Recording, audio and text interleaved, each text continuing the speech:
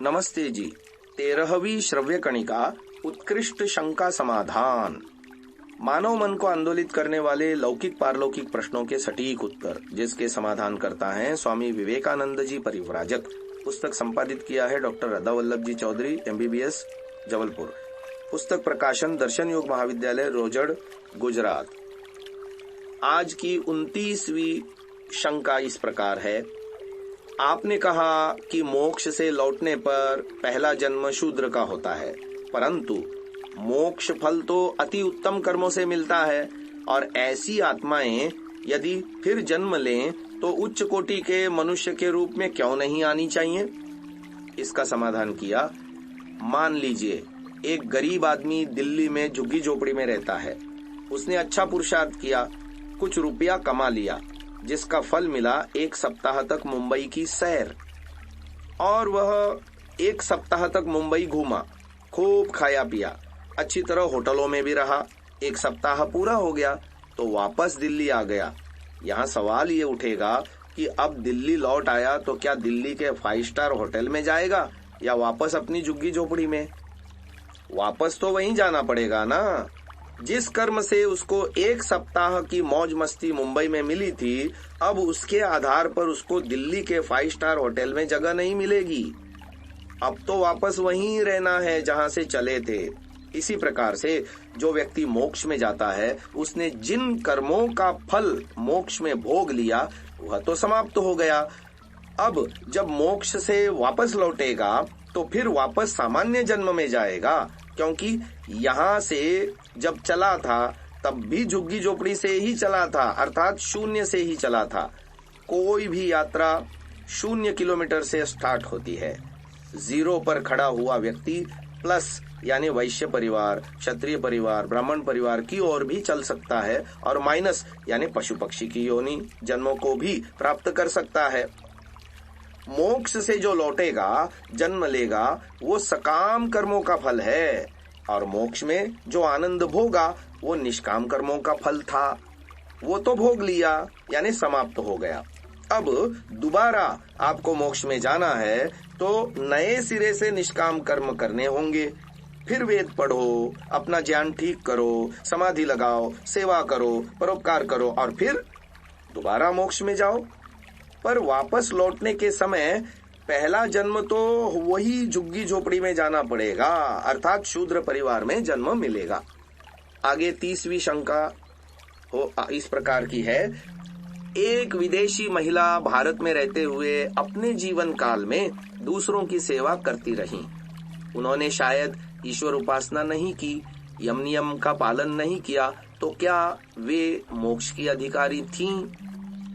इसका समाधान किया है, नहीं। वस्तुतः मोक्ष के लिए 3 काम अनिवार्य, कंपलसरी हैं। पहला काम वेद के अनुसार हमारा ज्ञान विज्ञान हो, जो हमारे सिद्धांत व मान्यताएं हैं वे वेदानुकूल हों, अर्थात हमारा ज्ञान शुद्ध होना चाहिए।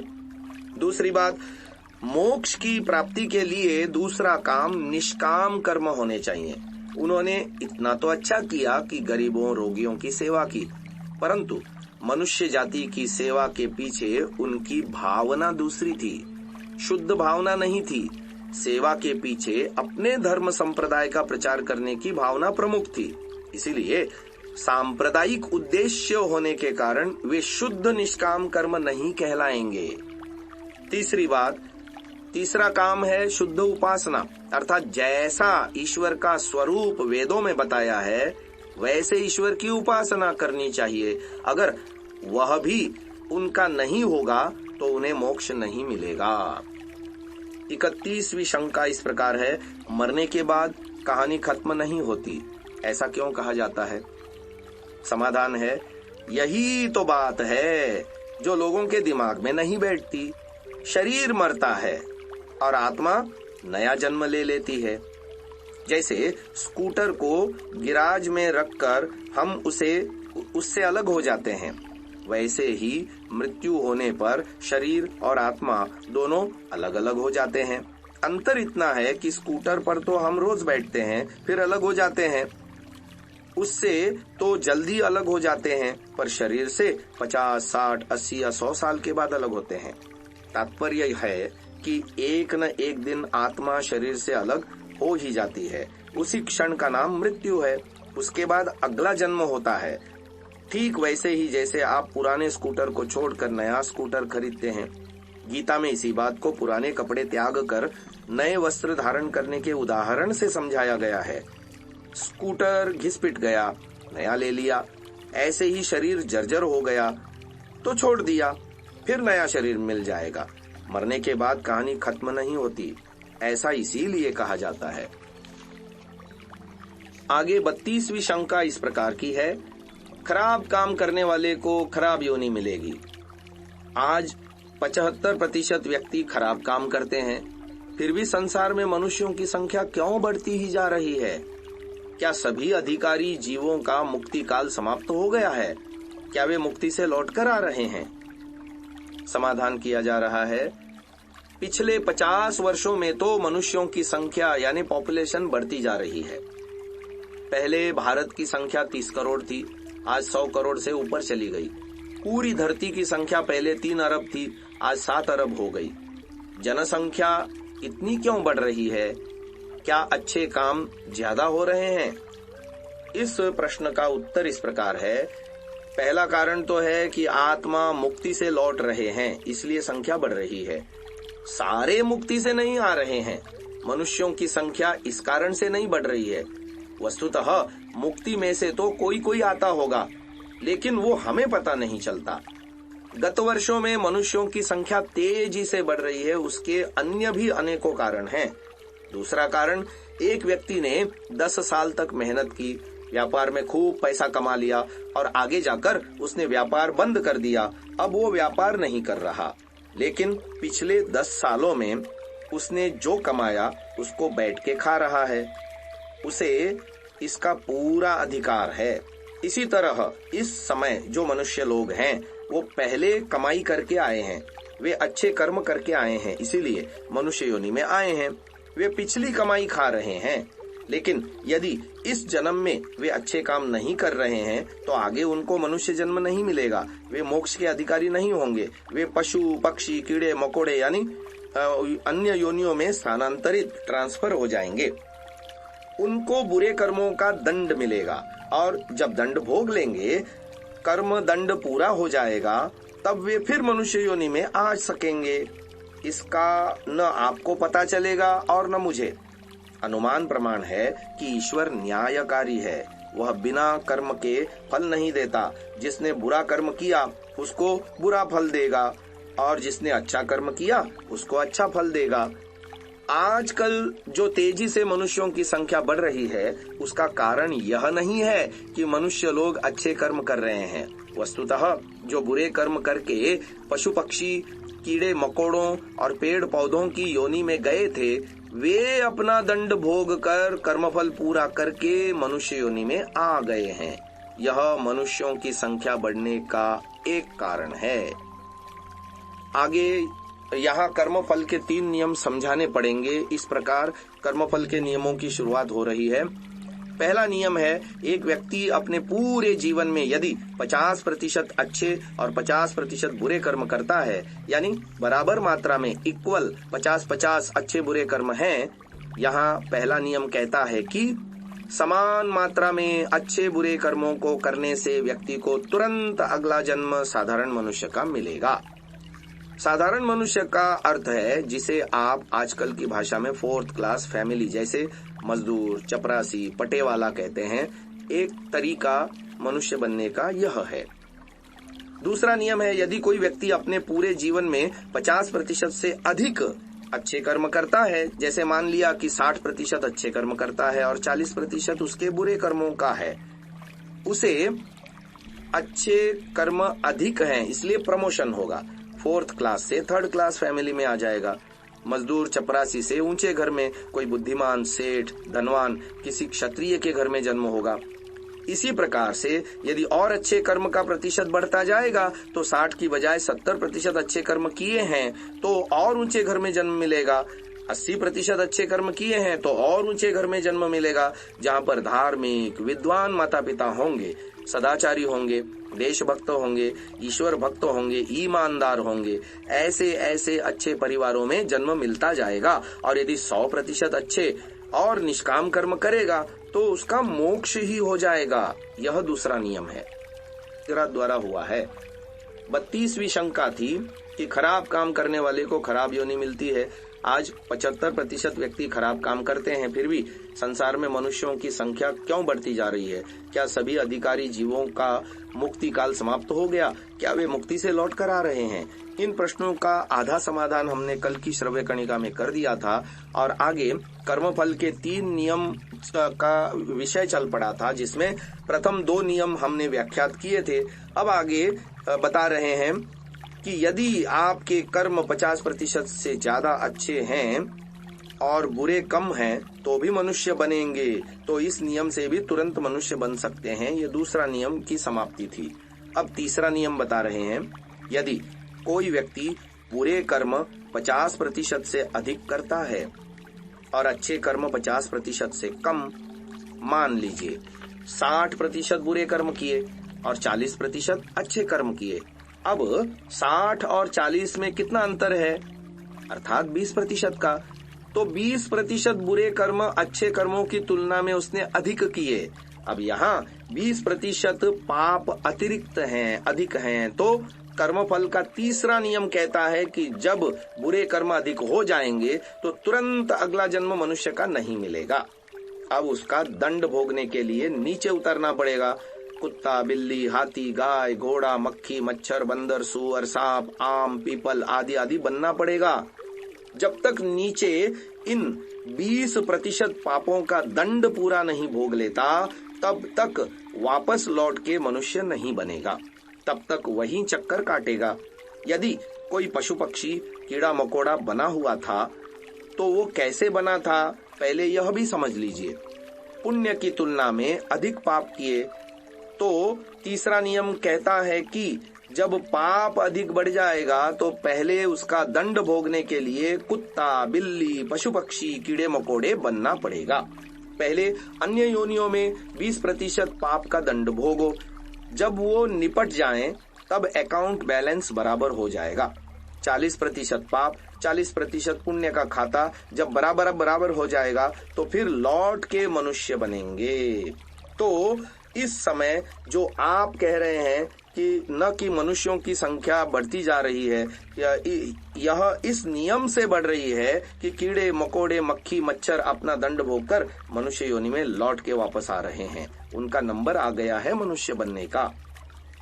मुक्ति से लौटना एक कारण, मनुष्य से मनुष्य बनना दूसरा कारण, और मनुष्यों में ज्यादा अच्छे कर्म करके फिर अच्छे परिवारों में जन्म लेना तीसरा कारण, कीड़े मकोड़े से लौटकर वापस मनुष्य बनना चौथा कारण, और किसी अन्य लोकांतरों से यहाँ ट्रांसफर होकर के मनुष्य जन्म लेना, यह मनुष्यों की संख्या बढ़ने का 5वां कारण है।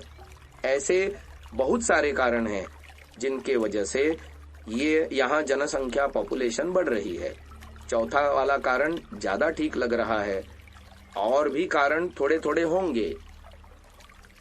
आगे 33वीं शंका आ रही है, बहुत जन्मों के बाद अच्छे कर्म करने से मनुष्य जन्म मिलता है। धरती पर अब बहुत कम मात्रा में अच्छे कर्म हो रहे हैं, बुरे कर्म ज्यादा हो रहे हैं। इस हिसाब से तो मनुष्यों की बस्ती यानी संख्या कम होनी चाहिए, लेकिन मानव बस्ती तो बढ़ती ही जा रही है।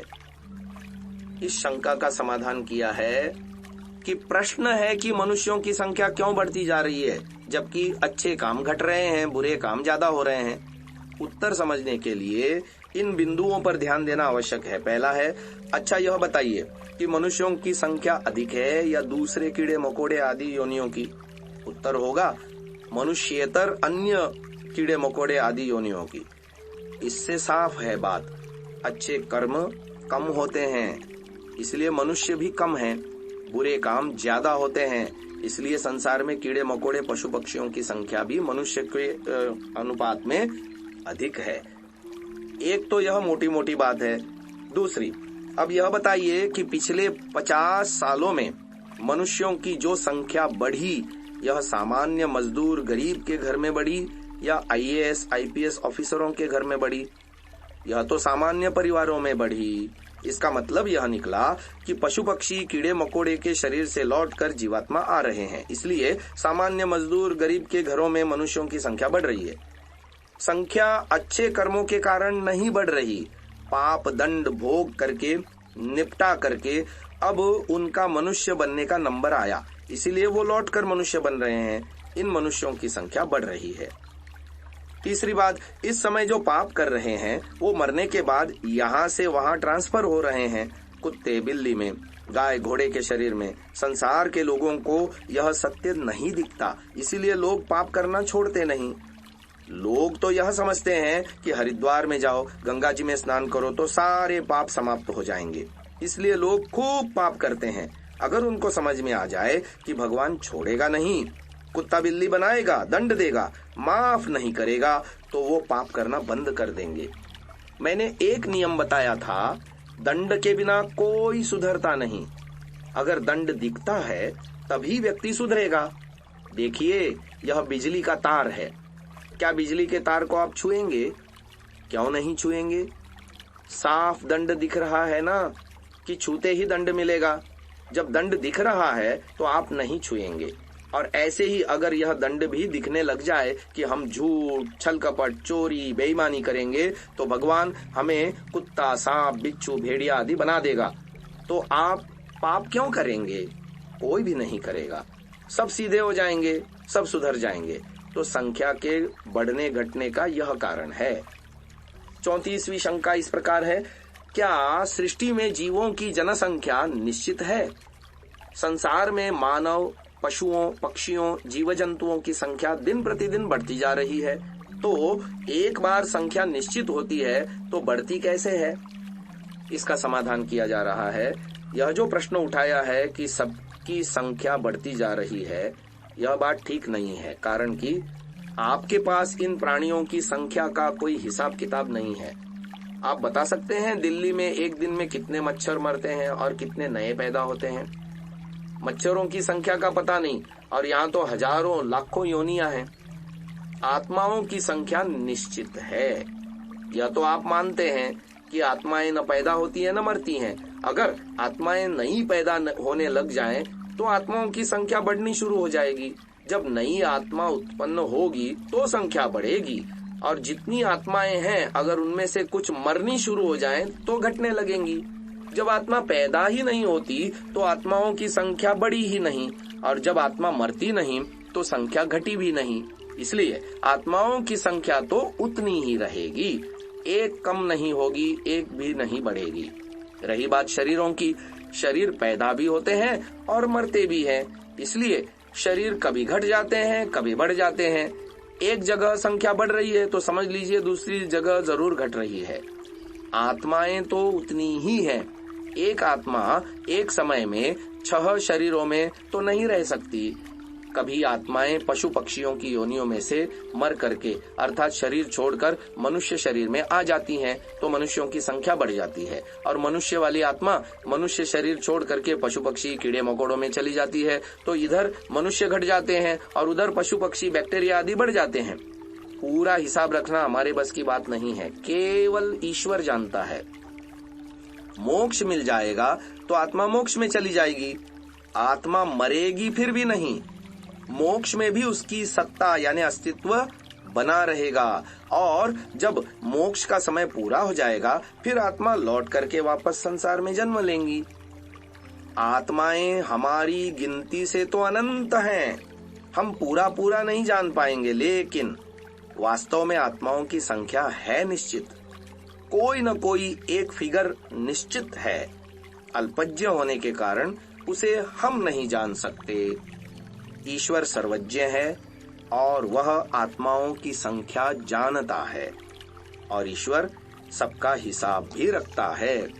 वह है 35वीं आज की शंका है, क्या 100% अच्छे कर्म करने के लिए संन्यास लेना अनिवार्य है, या गृहस्थ में रहते हुए भी व्यक्ति 100% अच्छे कर्म करके मोक्ष में जा सकता है? इसका समाधान यह है बिना संन्यास लिए व्यक्ति 100% अच्छे काम नहीं कर सकता और दुनिया उसको करने भी नहीं देगी। आप घर में रहो, गृहस्थ बने रहो, लोग आपको अच्छे काम करने ही नहीं देंगे, आपको बुरे कामों में घसीटेंगे। वे कहेंगे चल भाई हमारे यहाँ रिश्तेदारी में चल। आप कहोगे नहीं नहीं मैं नहीं जाऊंगा। वे कहेंगे अरे कैसे नहीं जाएगा, तेरे घर में फंक्शन था तो हम नहीं आए थे क्या? आज हमारे घर में फंक्शन है, तू कैसे नहीं आएगा? इस तरह आप नहीं जाना चाहेंगे तो भी वे जबरदस्ती घसीट के ले जाएंगे। जब आप मेरी तरह सन्यासी बन जाएंगे तो फिर कौन प्रेशर मारेगा? फिर कोई नहीं प्रेशर मारेगा।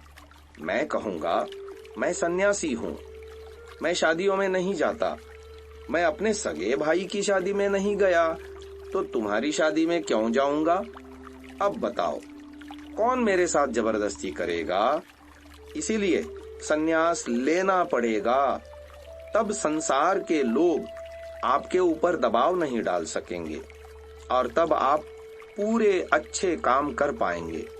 अगर आप गृहस्थ बने रहेंगे तो 50 लोग आपको प्रेशर मारेंगे और जबरदस्ती आपसे उल्टे सीधे काम कराएंगे। इसीलिए यदि आप मोक्ष में जाना चाहते हैं तो संन्यास लेना ही पड़ेगा। आगे 36वीं शंका उठा रहे हैं, क्या समाधि काल में योगी के पूर्वकृत कर्म नष्ट हो जाते हैं या बचे रहते हैं? क्या समाधि लगाने से पूर्वकृत कर्म बिना फल दिए भी नष्ट हो सकते हैं? इसका समाधान किया जा रहा है स्वामी जी द्वारा। समाधि काल में बाहर के काम नहीं होते, वो सारे बंद हो जाते हैं। एक व्यक्ति समाधि लगाता है, ईश्वर की उपासना करता है तो उसको ईश्वर की अनुभूति होती है, ईश्वर से आनंद मिलता है, ज्ञान मिलता है, बल मिलता है, उत्साह मिलता है और बहुत सारे अच्छे गुणों की प्राप्ति होती है। समाधि काल में ईश्वर की उपासना ही एकमात्र कर्म होता है। समाधि काल में भी उसके जो पहले किए हुए कर्म हैं वो जमा रहते हैं, इससे कर्म नष्ट नहीं होते। वस्तुतः कर्म बिना फल भोगे नष्ट होते ही नहीं हैं, वो चाहे समाधि लगाए या न लगाए। यदि किसी व्यक्ति ने कोई भी कर्म किया है तो उसका फल निस्संदेह भोगना ही उसे पड़ेगा। कर्म बिना फल दिए कभी भी नष्ट नहीं होते, वे हमेशा जमा रहते हैं। जब उनका फल मिलता जाता है तो फल भोगने से वो कर्म हट जाते हैं। मान लीजिए किसी व्यक्ति के 2000 कर्म थे, 300 कर्मों का फल मिल गया, 1700 बाकी रह गए। अब समाधि लगाओ अथवा न लगाओ कोई फर्क नहीं पड़ेगा, वे बचे हुए 1700 कर्म फल भोग कर ही नष्ट होंगे, अन्यथा नहीं। आगे 37वीं शंका आ रही है, पूरा प्रयास करने पर कितने सालों में या एक जन्म में मोक्ष पा सकते हैं? इसका समाधान किया गया है कि एक जन्म कब से गिनना शुरू करेंगे। यहाँ आर्यवन में शिविर में आने के बाद एक जन्म गिनना शुरू करेंगे या जब से मुक्ति से लौटे तब से गिनना शुरू करेंगे? वस्तुतः जब से हम मोक्ष से लौटकर इस संसार में आए, एक जन्म की गिनती तभी से शुरू होनी चाहिए, वो ही पहला जन्म होता है।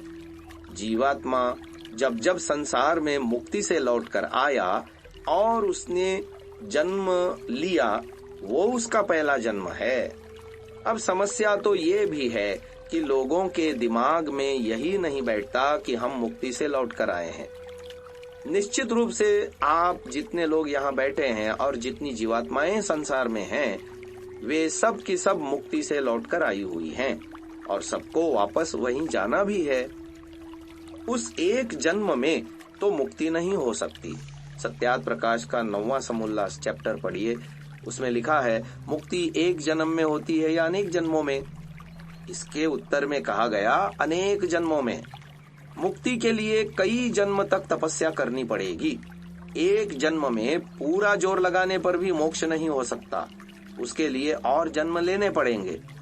और कितने जन्म लेने पड़ेंगे वो हमारी और आपकी मेहनत की बात है, हमारे पुरुषार्थ प्रगति की बात है।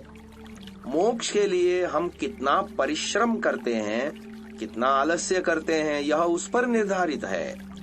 उसमें 5 जन्म लगे या 50 भी लगे, 5000 भी लगे, 5 लाख भी लगे, 5 करोड़ भी लगे, कितने भी लग सकते हैं। सबको बराबर काल लगेगा ऐसा कोई नियम नहीं है। सांख्य दर्शन के 4 अध्याय के एक सूत्र में कहा गया, न काल नियमो वामदेववत, अर्थात काल समय का कोई नियम नहीं है, वामदेव नामक ऋषि के समान। वामदेव ऋषि कई जन्मों से तपस्या करते चले आ रहे थे। अब इस जन्म में उन्होंने पिछली तपस्या आदि को भी साथ जोड़ लिया। इस जन्म में पूरा जोर लगाया और उनकी मोक्ष प्राप्ति की योग्यता बन गई, उनको समाधि प्राप्त हो गई। वामदेव ऋषि ने पूरा जोर लगाया, इसलिए वर्तमान जन्म में उनकी योग्यता बन गई। अब यह आवश्यक नहीं है कि सब लोगों की योग्यता इसी जन्म में ही बन जाएगी। सबकी स्थिति अलग अलग है, सबकी रुचि अलग अलग है, सबकी योग्यता अलग अलग है, सबके संस्कार अलग अलग हैं, सबका वैराग्य का स्तर अलग अलग है, सबका पुरुषार्थ अलग अलग है। इसीलिए सबके लिए समान काल का नियम लागू नहीं होता, कोई पहले कोई पीछे। मान लीजिए अहमदाबाद से दिल्ली बहुत सारे लोग जा रहे हैं, सबके पास अपने अपने अलग अलग प्रकार के वाहन हैं। कोई कार से जा रहा है, कोई स्कूटर पर जा रहा है, कोई बाइक पर जा रहा है, किसी के पास साइकिल है, किसी के पास कोई ट्रेन में जा रहा है, कोई विमान का सहारा ले रहा है और कोई पैदल ही जा रहा है। तो कोई पहले पहुंचेगा, कोई पीछे पहुंचेगा। जैसा जिसका साधन वो उसी हिसाब से पहुंचेंगे। मोक्ष की भी यही बात है। यदि अच्छे कर्म करके किसी बुद्धिमान के यहाँ जन्म ले लिया, फिर आगे कर दिए घोटाले, फिर बुरे कर्म कर दिए, तो वापस नीचे कूद जाओ, वापस शूद्र परिवार में। और अधिक बुरे काम कर लिए तो और नीचे जाओ, सुअर बिल्ली बनो, फिर वहां जाकर के दंड भोगो। इस तरह से अप डाउन चलता रहता है।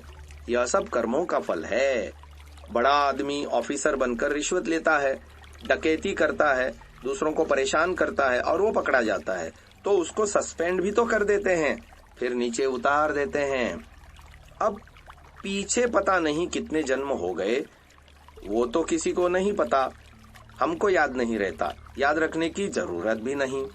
अब हम आज कहाँ खड़े हैं, मोक्ष कितनी दूर है, हमारी ताकत कितनी है, हमारी योग्यता कितनी है, सामर्थ्य कितना है, उसे देखना है। उसको ध्यान में रखकर चल देना चाहिए। लक्ष्य की ओर बढ़ते रहिए, कभी न कभी तो वह हाथ में आएगा ही। दुख से छूटने के लिए, मोक्ष प्राप्ति के लिए और कोई मार्ग नहीं है, न अन्यः पंथा, दूसरा कोई रास्ता नहीं। मार्ग एक ही है, यही तो वह मार्ग है। अब आप इसको सरल कहो या फिर कठिन, लंबा कहो या छोटा, जो भी है हमारे सामने ही है, चलना इसी पर है। इस पर हम चलने का प्रयास करेंगे तो पहुंच ही जाएंगे। 38वीं आज की शंका है, शुभ कर्म निष्काम भावना से किस प्रकार किए जाते हैं? किराने का व्यापारी अपनी दुकानदारी निष्काम भावना से किस प्रकार कर सकता है? इसका समाधान किया है स्वामी जी ने।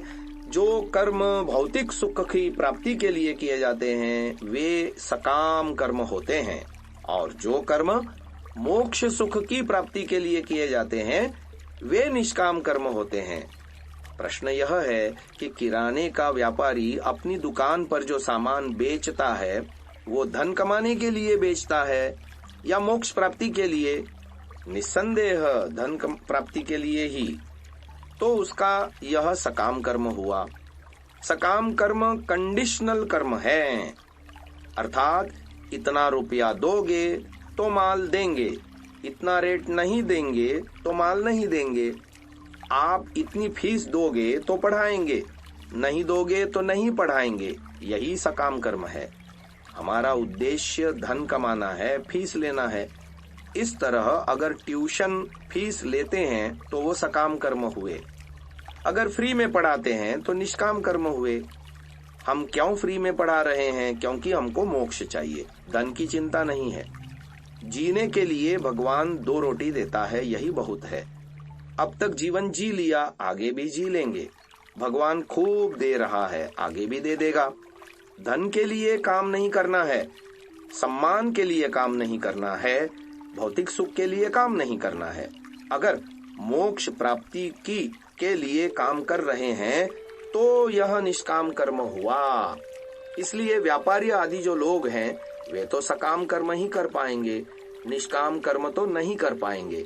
ऐसा तो नहीं कर पाएंगे कि सामान रखा है, जिसको लेना है ले जाओ, जितना धन रखना है रख जाओ। ऐसे तो दुकान नहीं चल पाएगी ना। व्यापार आदि में निष्काम कर्म करना कठिन है। हाँ, विद्या पढ़ाने में निष्काम कर्म हो सकता है। विद्या पढ़ाने में कोई हिम्मत वाला ऐसा हो कि कहे अच्छा भाई आओ बैठो पढ़ाएंगे। जिसको कुछ देना हो तो दे देना, नहीं देना हो तो मत देना। कोई कंडीशन नहीं है, कोई फीस नहीं है, उसमें तो चल सकता है। अगली बात, व्यापारी ने पैसे कमा लिए 100 रुपए, उसमें से 30-40 रुपए खा पी लिए, खर्च कर लिए, 30-40 रुपए भविष्य के लिए जमा कर दिए। अब 10-20 रुपए जो बच गए, इन्हें वह दान दे दे। इस प्रकार दिया गया दान भी निष्काम कर्म हो सकता है। पूछा है कि गृहस्थ व्यक्ति निष्काम कर्म कैसे करे? वो इस तरह से कर सकता है। कमाने के बाद जो पैसा दान में देगा वो सकाम और निष्काम दोनों हो सकता है। यदि वो विद्यालय के लिए दान देते समय कहता है साहब मेरे नाम का पत्थर लगाओ, यहाँ लिखो कि मैंने 1.25 लाख रुपए दान दिया, तो वह सकाम कर्म हो गया। और अगर वह कहता है मेरा नाम नहीं लेना, बताना भी नहीं, बोलना भी नहीं, लिखना भी नहीं, कुछ नहीं, चुपचाप गुप्त दान, तो वह निष्काम कर्म हो जाएगा। एक मजे की बात बताऊं, एक व्यक्ति की दोनों तरह की स्थिति थी, मतलब कुछ सकाम कुछ निष्काम। गुरुजी ने उपदेश दिया भाई निष्काम कर्म करो, मोक्ष में जाएंगे। यह सुनकर उसने 100 रुपए दान दिया और पर्ची लिखवा दी, गुप्त दान। अनाउंसमेंट होने लगी, माइक पर आवाज आई, 100 रुपए गुप्त दान आया है। जिसने 100 रुपए दिए थे वो पीछे बैठा था।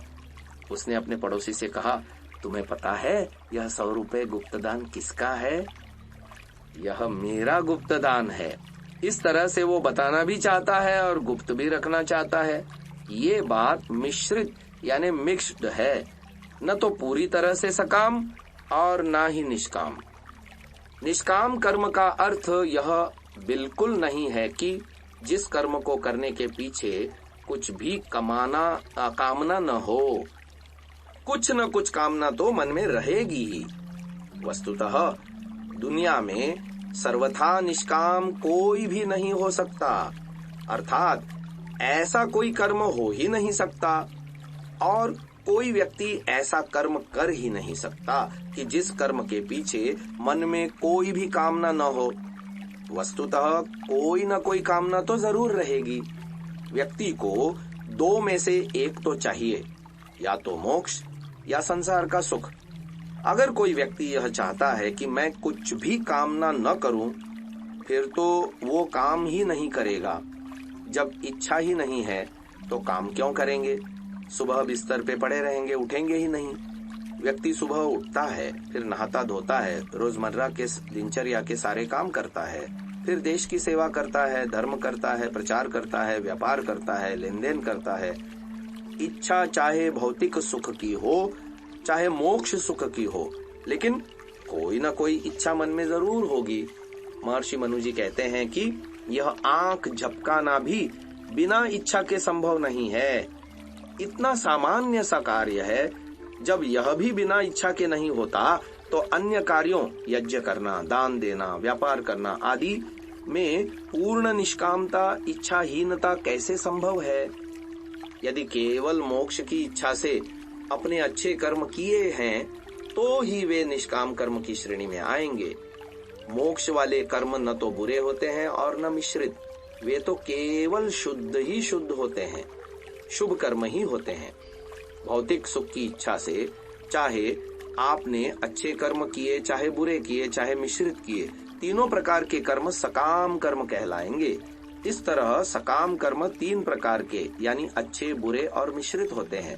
अतः टोटल 4 प्रकार के कर्म हुए।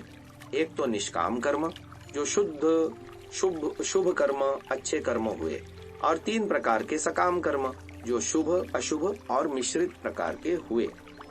आगे 39वीं शंका आ रही है, मोक्ष की इच्छा एक कामना है, मोक्ष की कामना से किया हुआ निष्काम कर्म सकाम हो सकता है?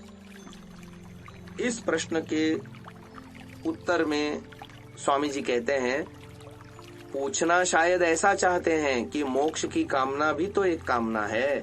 यदि मोक्ष की कामना से कर्म किया गया तो फिर वह निष्काम कर्म कैसे हुआ? कामना तो उसमें भी है। इसका उत्तर दिया जा रहा है। महर्षि दयानंद जी ने ऋग्वेदादि भाष्य भूमिका में परिभाषा लिखी है कि परमेश्वर प्राप्ति या मोक्ष प्राप्ति को लक्ष्य बनाकर जो कर्म किए जाते हैं उनका नाम ही निष्काम कर्म है। बिना कामना के तो कर्म हो ही नहीं सकता, वह असंभव है। व्यक्ति जो भी क्रिया करता है वो कामना पूर्ण ही होती है। यह बात सत्यार्थ प्रकाश में लिखी है। कामना तो जरूर है, कामनाओं में अंतर है। यदि लौकिक सुख की कामना से किया तो वह सकाम कर्म है, और मोक्ष सुख की कामना से किया तो वह निष्काम कर्म है, ऐसा जानना चाहिए।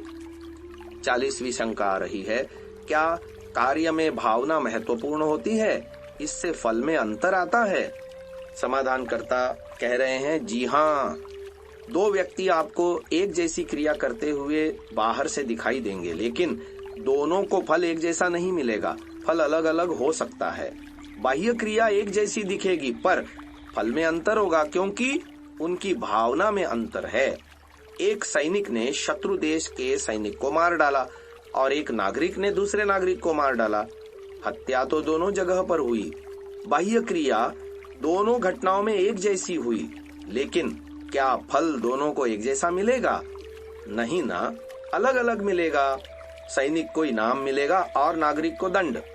दोनों में भावना का अंतर है। सैनिक की भावना है देश की रक्षा और नागरिक की भावना है अपने स्वार्थ के लिए मारना।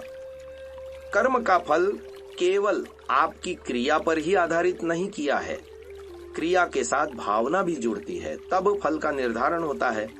बाह्य क्रिया एक जैसी होने पर भी अगर भावना में अंतर है तो फल में अंतर आएगा ही। सकाम भावना से करोगे तो भिन्न फल होगा और निष्काम भावना से करोगे तो भिन्न फल होगा। अक्षरधाम में जो घटना हुई उसमें क्या हुआ? सैनिकों ने आतंकवादियों को मार डाला। शत्रुओं आतंकवादियों को मारना यह देश की रक्षा का काम है। इसमें निस्संदेह सैनिकों को पुण्य मिलेगा।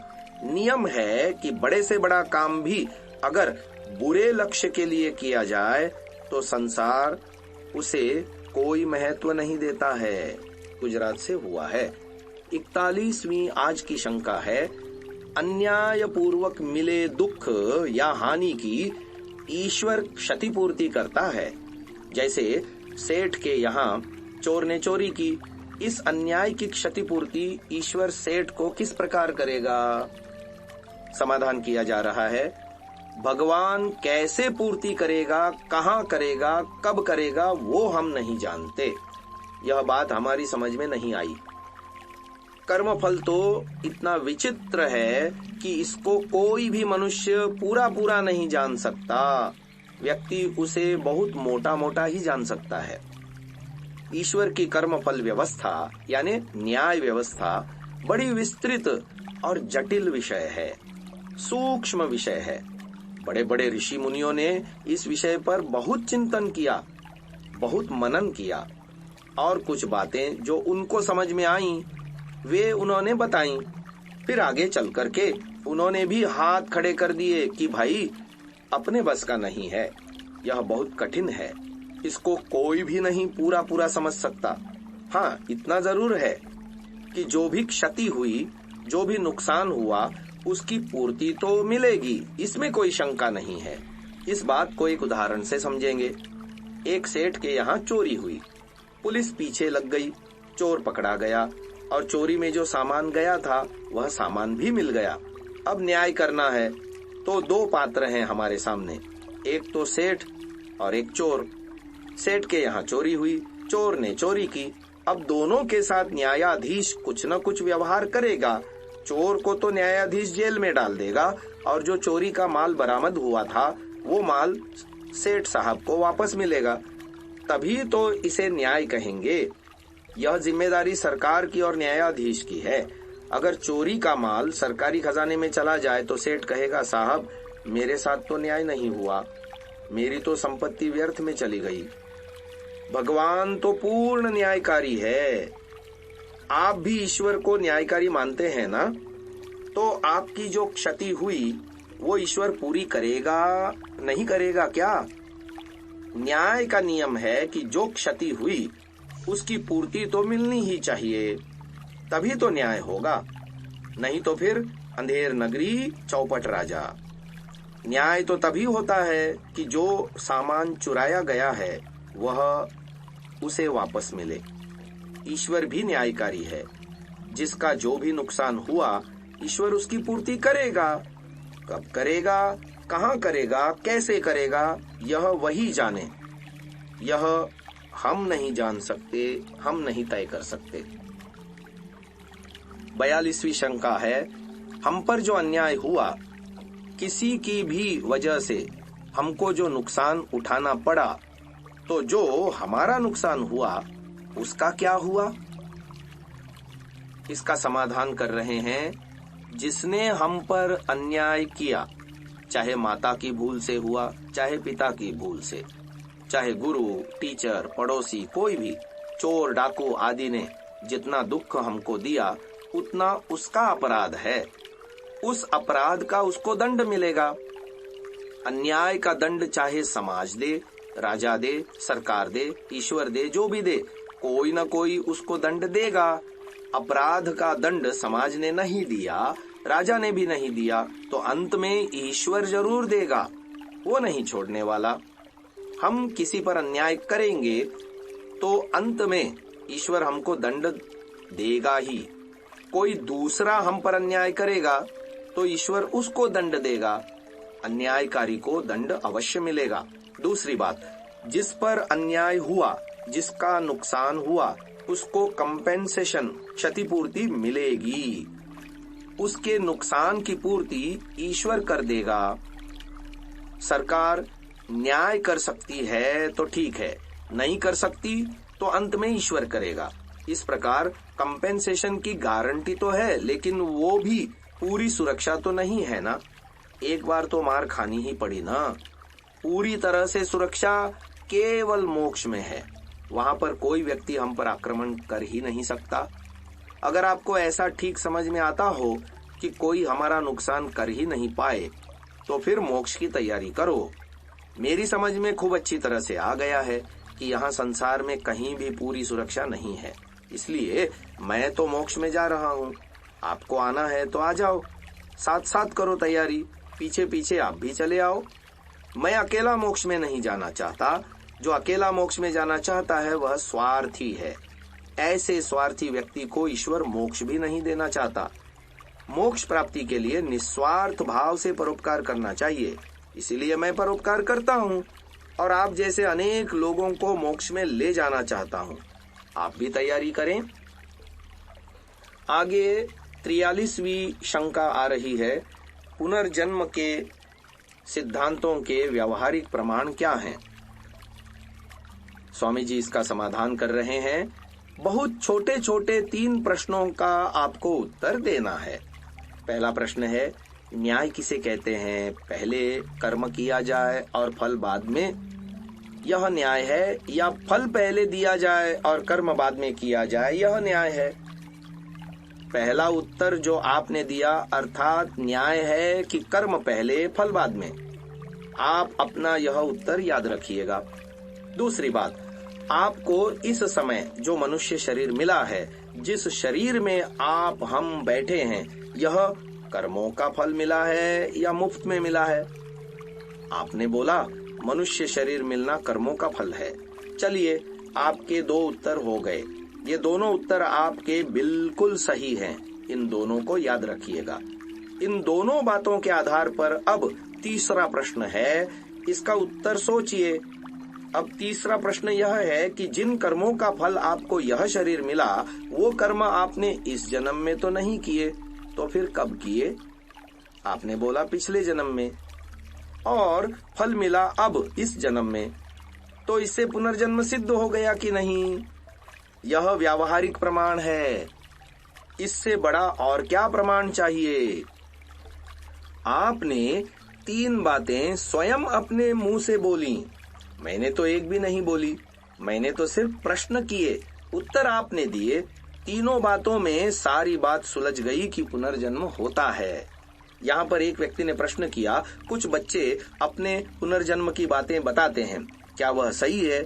मेरा उत्तर, आपने पूछा कि कुछ बच्चे बताते हैं कि पिछले जन्म में मैं जयपुर में था, आदर्श नगर में था, 41 नंबर के मकान में था। यह एक अलग प्रश्न है।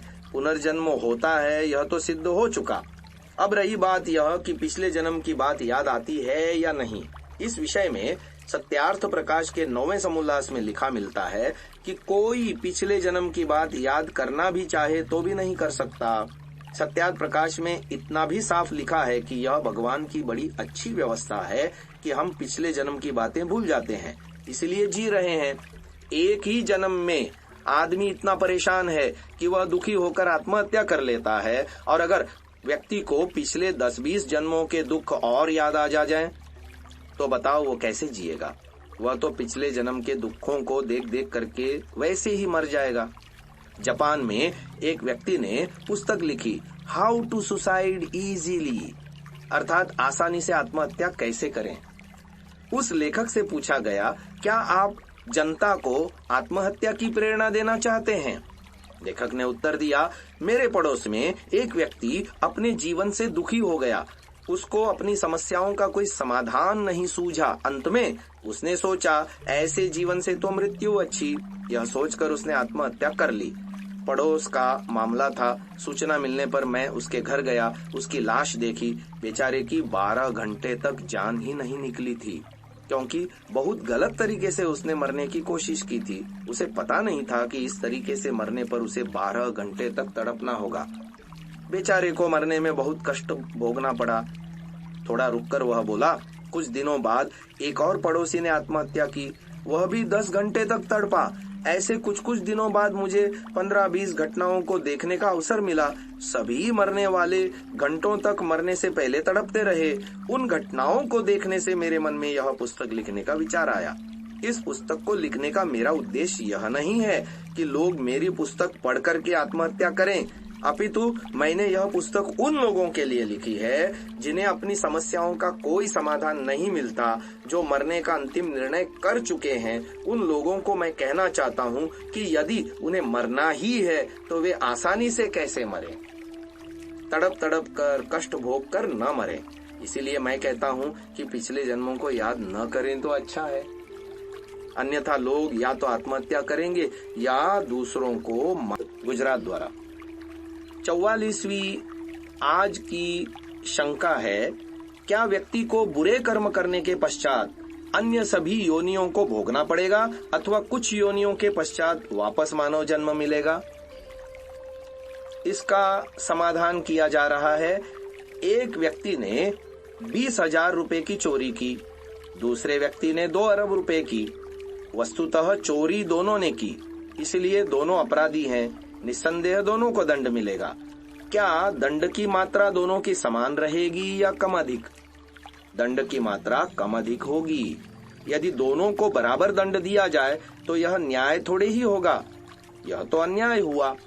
एक ने अपराध थोड़ा किया तो उसको थोड़ा दंड, एक ने अपेक्षाकृत अधिक अपराध किया तो उसको अधिक दंड। यही न्याय है। किसी ने 20,000 पाप किए तो किसी ने 50,000।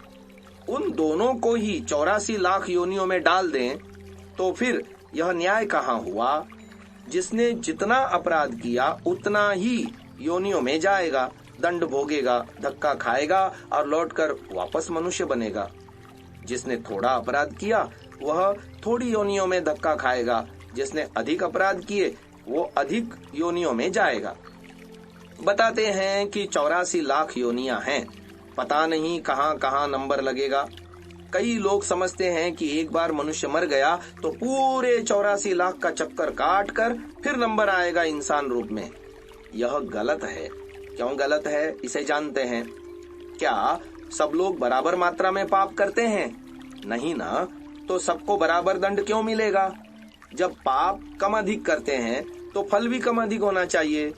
अगर एक मरा, वो भी 84 लाख योनियों में डाल दिया, दूसरा मरा, वो भी 84 लाख योनियों में, तो यह न्याय कहाँ हुआ? जिसने जितने कर्म किए हैं उसको उतना ही दंड मिलेगा। जिसने 20% पाप अधिक किए उसको उतने कर्मों का दंड भोगने के लिए 10, 20, 50, 25 योनियों में चक्कर काटना पड़ेगा। इसलिए सबको 84 लाख योनियों में नहीं जाना। वो कितनी योनियों में चक्कर काटेगा वो तो भगवान जाने, हम नहीं जान सकते। 45वीं शंका आ रही है, क्या योनियों की संख्या 84 लाख है? समाधान किया जा रहा है, इसका कोई शास्त्रीय प्रमाण तो मेरी जानकारी में नहीं है। मैंने अधिकांश शास्त्र पढ़े हैं, सब शास्त्र नहीं पढ़े। कहीं शास्त्रों में लिखा हो भी सकता है, परंपरा से तो यही सुनते आ रहे हैं, लेकिन पक्का नहीं कह सकते कि 84 लाख ही हैं या 80 लाख, जितनी भी हों। फिर भी लाखों योनियां तो हैं, ऐसा मानने में कोई दोष प्रतीत नहीं होता। आगे 46वीं शंका है, जीवन में घटने वाली प्रत्येक घटना क्या निश्चित होती है? पूर्व जन्म के कर्म फलित होते हैं, ऐसा कहते हैं, कृपया मार्गदर्शन कीजिए। इसका समाधान कर रहे हैं, देखिए, जीवन में घटने वाली प्रत्येक घटना निश्चित नहीं होती। हमारे जीवन में जो जो घटनाएं घटती जा रही हैं वो पहले से निर्धारित नहीं है। कभी भी कुछ भी घटित हो सकता है, अच्छा भी हो सकता है, बुरा भी, पॉजिटिव भी हो सकता है, निगेटिव भी। हमें सुख भी मिल सकता है, दुख भी मिल सकता है। सारे जीवन में सुख ही सुख नहीं मिलते, कुछ दुख भी मिलते हैं। हम दुख नहीं भोगना चाहते हैं, फिर भी दुख आ जाते हैं और भोगने पड़ते हैं। बहुत सारे दुख ऐसे होते हैं जो हमारे कर्मों का फल नहीं होते, फिर भी भोगने पड़ते हैं। पूर्व जन्म के कर्मों का फल कब और कैसे मिलता है, इस बारे में बहुत सारी भ्रांतियां हैं। कितने ही सुख दुख ऐसे होते हैं जो पूर्व जन्म के कर्मों का फल नहीं है, और उन सुख दुख को लोग पूर्व जन्म का कर्म फल मान लेते हैं। कल्पना कीजिए कि एक सेठ के यहाँ चोरी कर दी, 2 लाख रुपए की संपत्ति चोर ले गए। सेठ ने सब सुरक्षा भी की थी, इसके उपरांत भी चोर आए, उन्होंने सब ताले तोड़ दिए और वे सामान ले गए। इस पर लोगों ने कहा कि इस सेठ ने पिछले जन्म में किसी का माल खाया होगा, 2 लाख किसी के हड़पे होंगे, अब इसको पिछले जन्मों के कर्मों का फल मिला है, इसके यहाँ चोरी हो गई। वस्तुतः यह सोचना सही नहीं है। वास्तव में सेठ के यहाँ जो चोरी हुई वो उसके पिछले कर्म का फल नहीं है। क्यों? अच्छा, थोड़ी देर के लिए मान लेते हैं कि सेठ के यहाँ जो चोरी हुई वो सेठ के पिछले जन्म के कर्म का फल है। कर्म फल के कुछ मोटे मोटे नियम हैं, उन नियमों को हम जानते हैं, तभी ये गुत्थी सुलझ पाएगी। उदाहरण के लिए, पहली बात, न्याय करने के लिए पहली शर्त यह है कि जज साहब को पूरा मामला पता होना चाहिए, कर्म का पता होना चाहिए, अपराध का पता होना चाहिए। जो व्यक्ति कर्म का फल देता है, न्यायाधीश बनता है, तो यह आवश्यक है कि वो कर्म को जानता हो, तभी तो वो ठीक फल दे सकता है। क्या न्यायाधीश बिना कर्म को जाने ही ठीक फल दे सकता है? नहीं ना, तो इसलिए कर्म को जानना आवश्यक है। जब तक कर्म को नहीं जानेगा तब तक मुकदमा नहीं सुनेगा, तो ठीक से न्याय कैसे करेगा?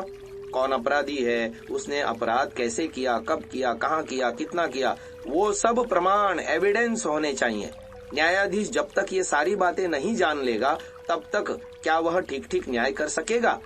नहीं कर सकता। दूसरी बात, जितना अपराध हुआ उसका दंड कितना दिया जाए, पेनल कोड, दंड संहिता में लिखा है, इतने अपराध का इतना दंड। जज साहब को दंड संहिता का भी पता होना चाहिए। अगर दंड का पता नहीं कि कितना दंड हो तो भी वो न्याय नहीं कर पाएंगे। कर्म फल के अनुसार ठीक ठीक न्याय करने का दूसरा नियम यही है। तीसरी बात, क्या प्रत्येक व्यक्ति को दंड देने का अधिकार है?